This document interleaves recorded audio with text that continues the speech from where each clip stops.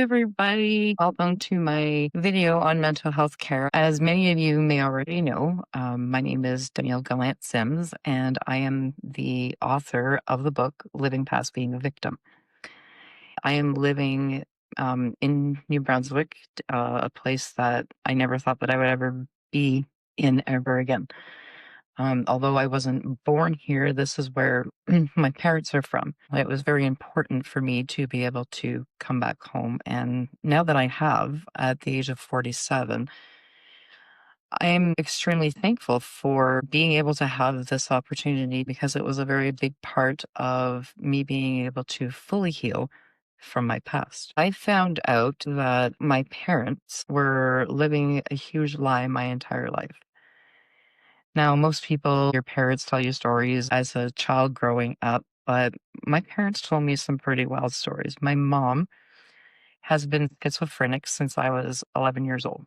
She was probably schizophrenic way before that, but it became very prominent to me when I was 11 years old, which was just shortly after I had actually told mom about the abuse that I was going through with dad. Although mom knew about the mental and verbal and emotional and physical abuse that I was going through from the age of 4 to 11, while dad was living with us, she always asked me if my dad was abusing me sexually. I always said no to her because I was always afraid of my father.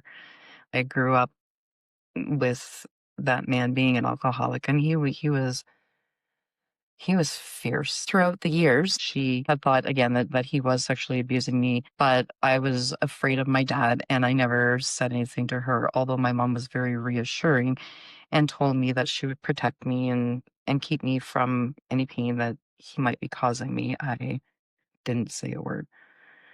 My dad, again, like I said, was an alcoholic and he was to the extreme. He was the type of man that would stop somebody else from hitting their wife, but then an hour later, behind closed doors, rape his daughter and beat his wife shortly after. He was the type of man that at the age of 5, he had been gone from our lives for a couple months, and he decided to make an appearance again. And that was the day that he came home with a loaded shotgun and tried to kill my mom and I. So for years, I was afraid of my father, and rightfully so. And when my mother asked me about the abuse that I was going through as a child, if I was being sexually abused by my father, I said no, because I was literally petrified of this man. I have come to discover that my past, although I have had the opportunity to heal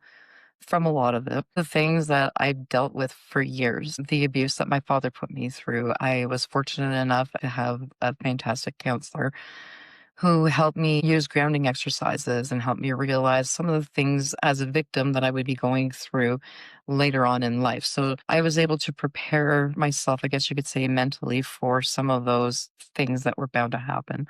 However, I wasn't able to prepare myself for absolutely everything. And at the age of 16, I was so dark into my own thoughts that I tried to take my own life. And I sit here now talking to you and telling you about this because it's a very important part of me healing. And although I struggle, I don't want to be that 16-year-old that was so depressed that I thought that taking my life was the answer because that's all I really knew. My mom was suicidal my entire life. The stories that I remember living myself, those realities aren't all completely true. Um, all the abuse that I went through is 100% true. Things have changed for me. Things are getting better. I am healing. I have learned to take the things that when I went through groups for abuse, being an abused woman, I learned how to gain my voice and gather my strength again. And throughout the years, I've been able to use all of these tools to help myself move forward with life and to get through the hell that I've gone through. There am at peace with that stuff all these years and that people have known. that messes with your mind. And that's why I reached out to the Canadian Mental Health Association. That's why I have found it very important to be doing this video today. I'm going to share some things with you that I have discovered when I went to a group and helped me open my mind to help me heal a little bit more as an adult. I pulled out the best of information that I found very helpful for me, and I want to share with you guys because I want people to understand why we think the way that we do. Hopefully, this will help you grasp some tools that maybe you didn't realize that you had within you to be able to help you heal. Um, the one thing that I found very interesting was how the brain functions.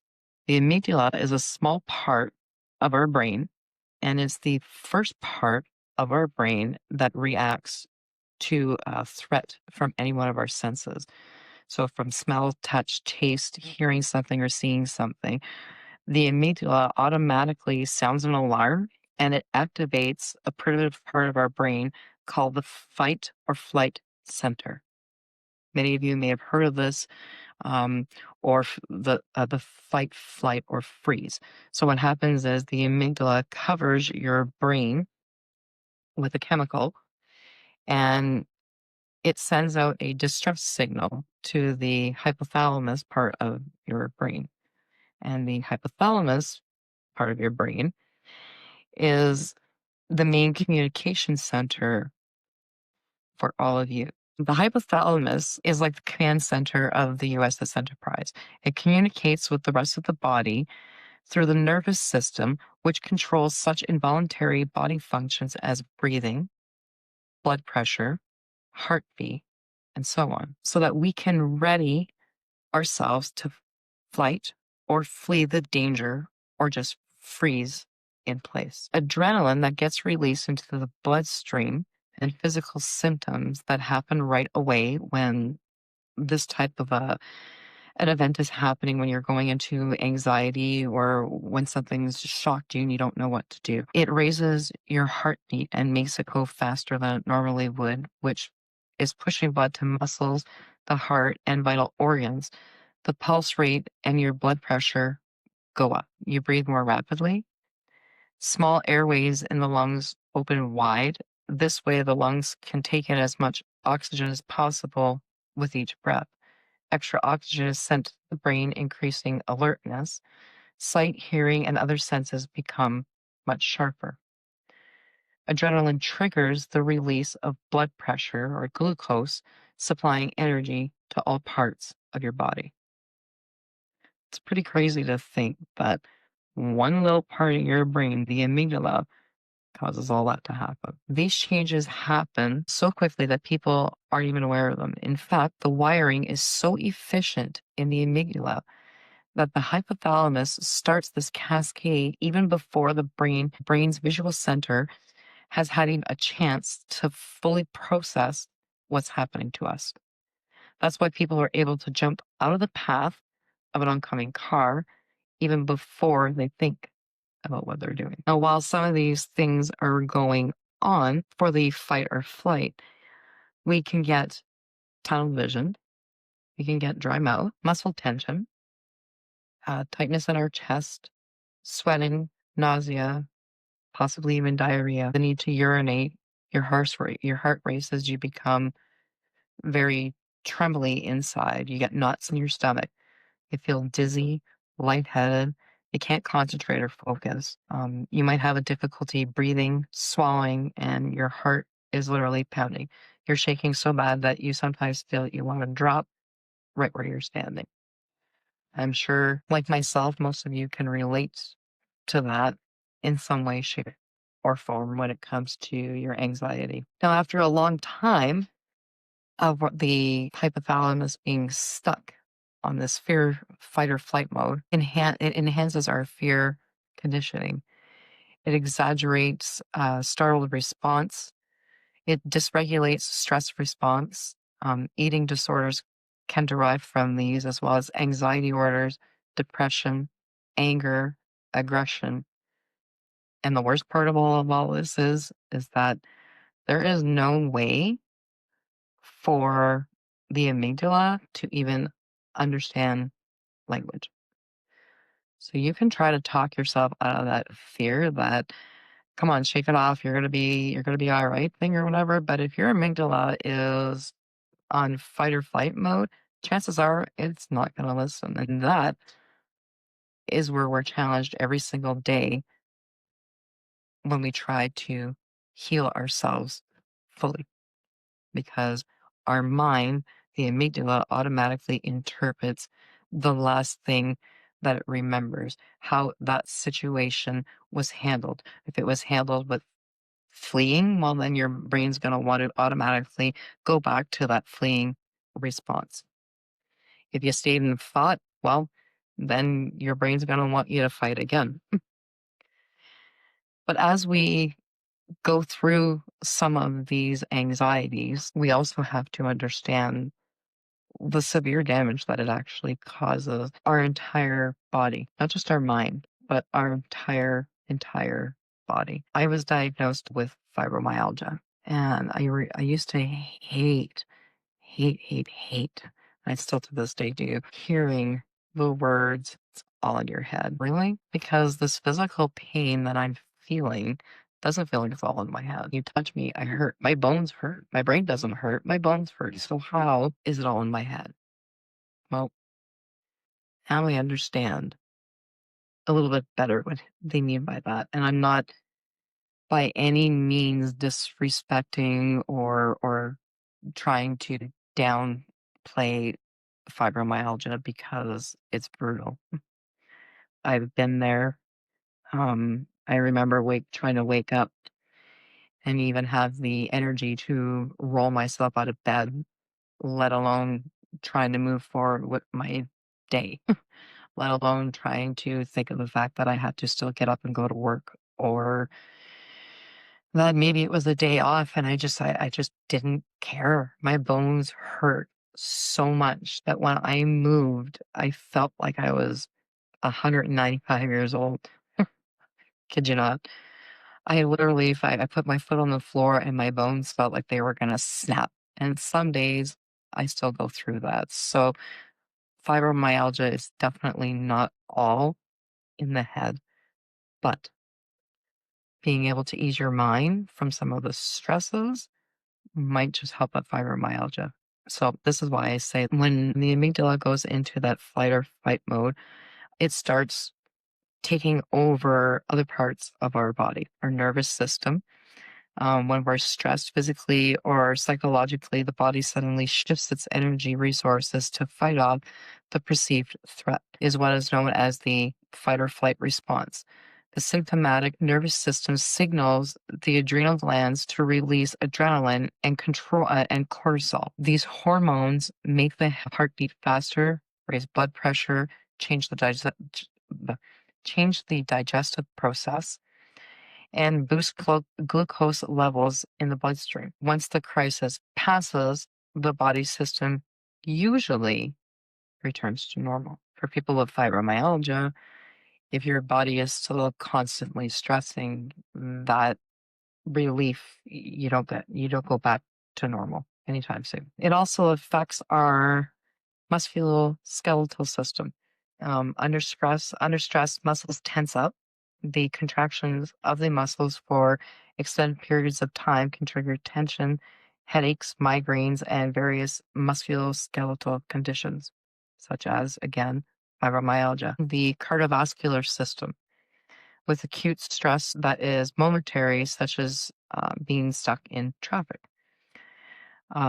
causes an increase in heart rate, stronger contractions of the heart muscle, blood vessels that direct blood to the large muscle, and then the heart dilates, increasing the amount of blood pumped to these parts of the body. And it continues to repeat until your body has a chance to calm down. It attacks our endocrine system, including our adrenal glands, our gastrointestinal system, including everything from our esophagus, stomach, to our bowels. And because mental health affects absolutely everybody at some point in time in their life, and has no issues on age or on race or on the fact that you're a man or a woman, and it will affect your reproductive system, everything from impotence for a man to irregular menstrual cycles or even more painful periods for a woman. It's pretty crazy that our minds do all that because of one little gland that's that amygdala, because you can't talk to it and you can't control what it perceives as being real. The amygdala literally overpowers and hijacks our rational thinking.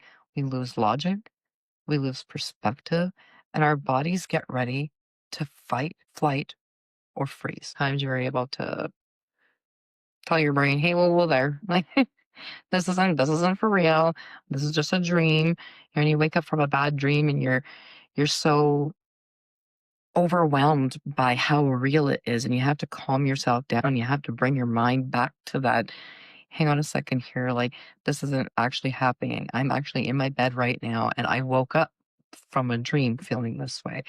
That's that whole amygdala that's doing that fight or flight while you're sleeping. One of the quotes that I ended up pulling out of the notes that I was given was, "Fear doesn't stop death, it stops life." Pretty powerful. Something that really opened my mind. I wanted to make sure that I included that in there. Um, Fear does not stop death, it stops life. Pretty powerful. Being someone that wants to live and doesn't want to be that 16-year-old girl that at one point in time decided that this world was just too horrible to live in, and I wanted to die. And yet here I sit now, thankful to live. Some of the thinking errors that we grow to accept throughout our lives is what we need to change. We all think differently, and I've got a list here of what they call unhelpful thinking styles. I'm going to go through them with you because I'm sure that you can probably relate yourself to one or two of these, if not, maybe even all of them. I have a few of them that stick out for me. So the first one, all or nothing thinking, sometimes called that black and white thinking, that no gray area. I'm not perfect. I have failed. I either do it right or not at all. Overgeneralizing. Everything is always rubbish. Nothing good ever happens. Seeing a pattern based on a single event or being overly broad in the conclusion that we draw. Mental filter. Only paying attention to certain types of evidence. Noticing our failures, but not seeing our success. Disqualifying the positive. Discouraging the good things that have happened or that you have done for some reason or another. Saying it doesn't count. You know what? It does. But because we go through these negative thoughts, we think that it doesn't count. Jumping to conclusions. Totally guilty of that one. 2 plus 2 must equal 5. Logically, it doesn't. It equals 4. However, we go when we jump to conclusions to that 5, not the 4 that it actually is. There are 2 key types of jumping to conclusions: mind reading, imagining we know what others are thinking, and fortune telling, predicting the future. I am very guilty of both of those. I have the very bad habit of assuming, and you should never assume.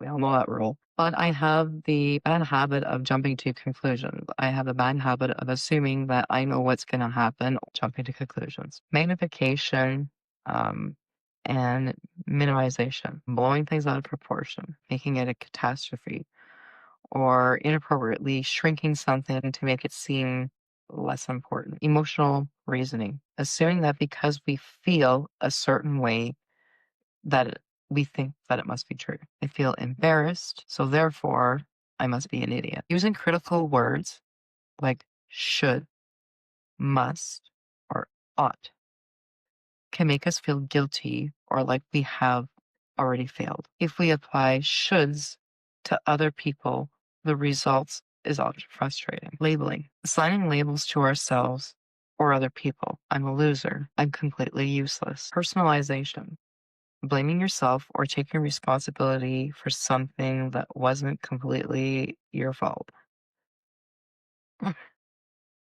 Hello. Conversely, blaming other people for something that was your fault. Well, I'm not guilty of that. I try not to place blame where blame doesn't lie. If I have done something in my life and it's something that I own up to it, I have done bad things in my life. We all have. I don't put blame onto other people unless that's where the blame lies. I have been extremely guilty of blaming myself for taking responsibility for something that wasn't my fault, like the fact that my parents are biological brother and sister.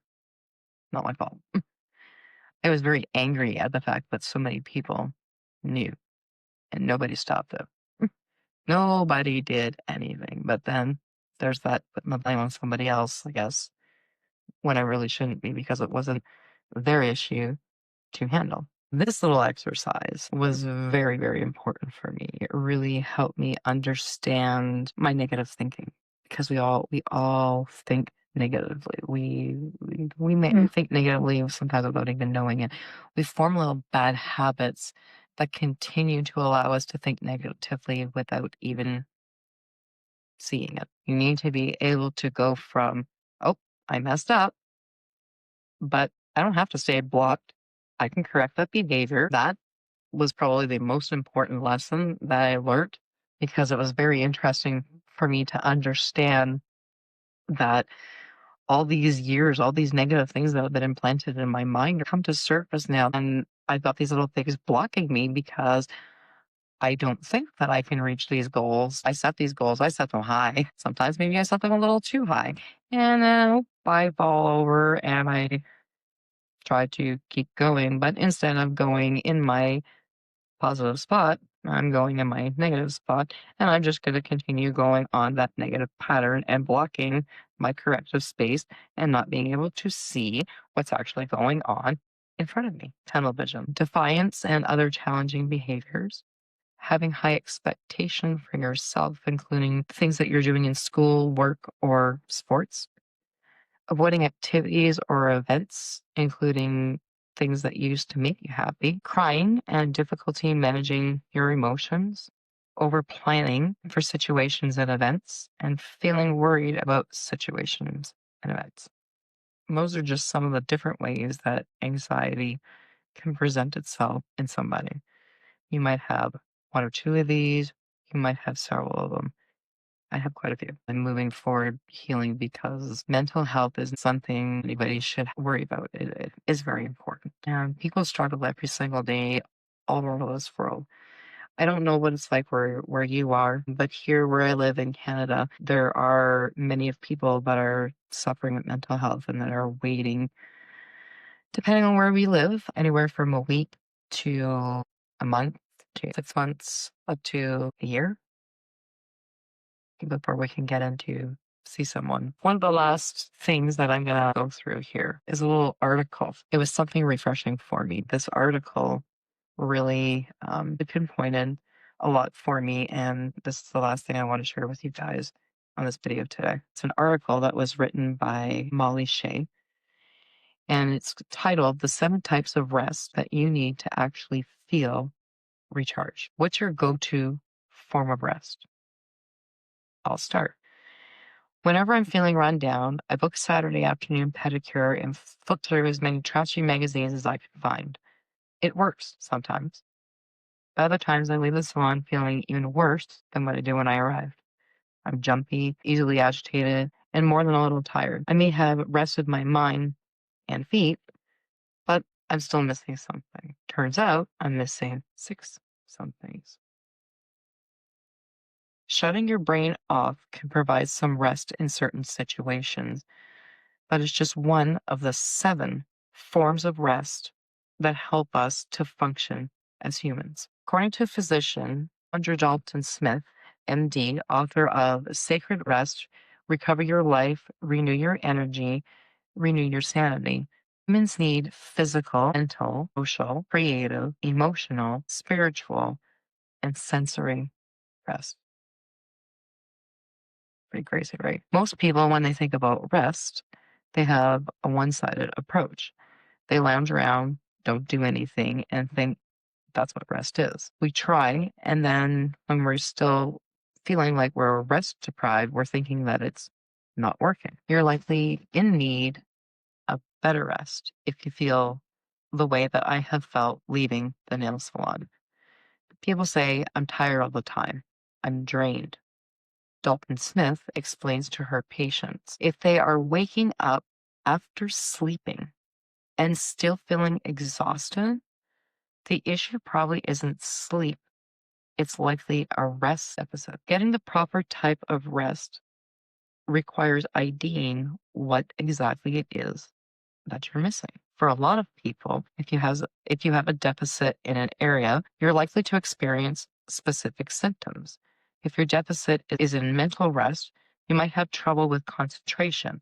If you have an emotional deficit, you might find that you're snapping at your spouse and they haven't even done anything. If you have a sensory rest deficit, maybe you used to love the 4th of July, but now you jump out of your skin getting out of the car, going to a firework. Once you've figured out what type of rest you need, it's time to adapt your rest to fit that specific need. Physical rest. You'll know if you're physically exhausted, you're struggling to keep your eyes open, and even walking to bed feels like you're moving through quicksand. The most common form of physical rest is obviously sleep.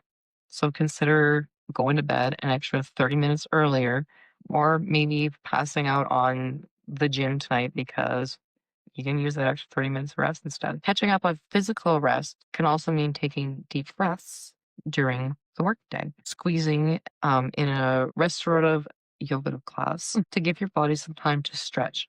More energy and less yawning should be a pretty obvious sign that it's working for you. Mental rest. Ever felt like your brain has just turned to mush? Yeah.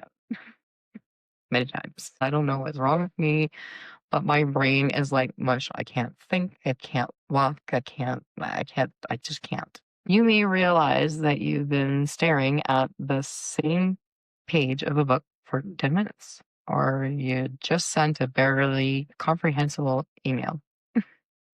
Perhaps you notice your thoughts are starting to turn negative, judging everything that you do, like by chance that email that you just sent out. The next time you need a mental break, turn off your screens. Take a few moments to ground yourself. You might try adding a meditation to your day or simply repeating a calming mantra.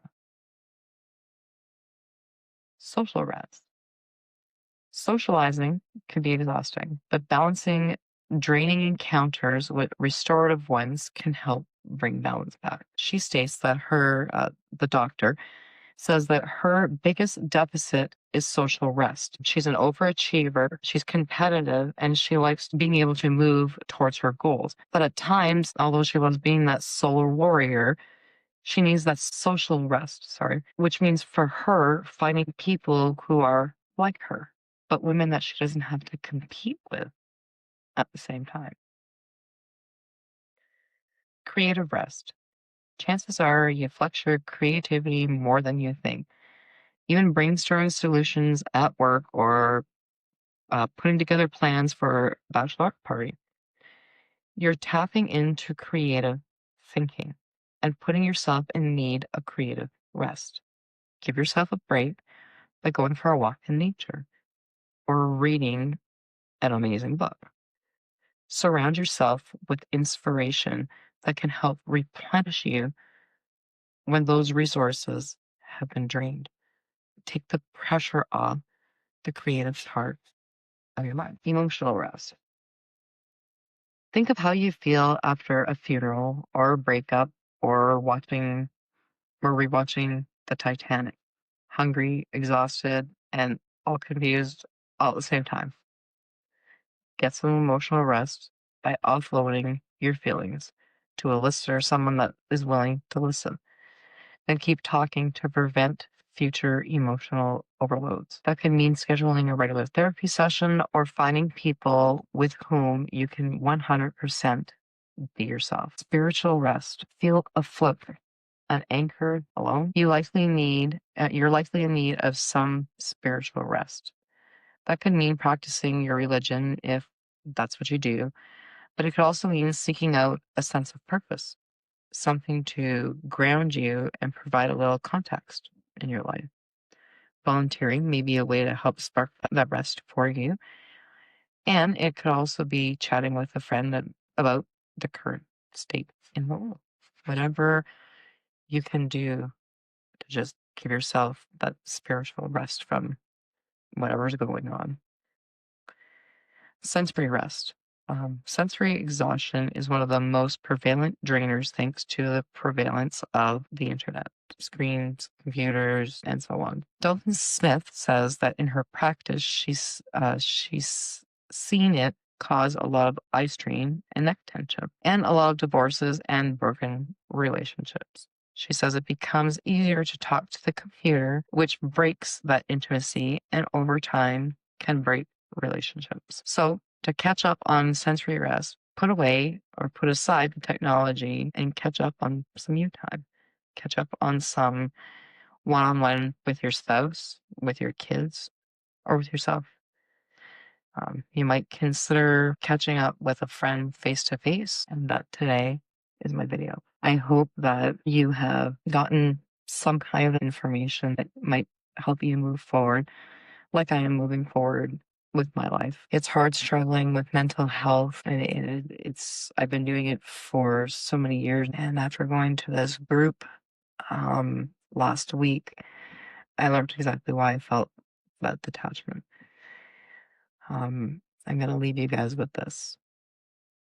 One time when I was, I'm gonna say about 5 or 6 years old, I was being I was being raped by my father, and for some reason or another, I to this day couldn't explain it. Um, but it felt like my soul or my body had literally left my body. And it's like I was floating on my ceiling up here with some, I'm gonna say, what I can only describe as an angel holding my hand. And I remember the words being said to me that although this is difficult right now, you still have a lot more to get through. I had no idea what that even meant. I do remember floating on that ceiling though and watching as I was being victimized by my father over and over again. And I remember not feeling anything. I was numb. I had no connection to my body whatsoever. And that is that amygdala, that fight or flight or freeze that went in to protect me from what was going on. And although I survived the abuse, I never really got that whole spiritual connection back. That little piece of me that I lost floating on the ceiling 41 years ago now. I've just discovered that that's my inner child. That was my innocence that was being taken from me at that very moment. And that's what my body was doing to protect myself. I have actually felt my soul again. That was a pretty powerful thing. I look forward to being able to meditate and hug my inner child and let that child know that this woman is okay and that we came out all right considering the circumstances that we're still facing to this day. We've gotten through hell together, and although it might not totally be the end of our hell, this is where we begin to fully heal now. Thank you very much, everybody, for tuning in. If anybody's interested, you're more than welcome to follow me on Facebook. What's helped for me, what's working for me, and what can hopefully help you guys too. So take care. Have a fantastic evening, and I love you all.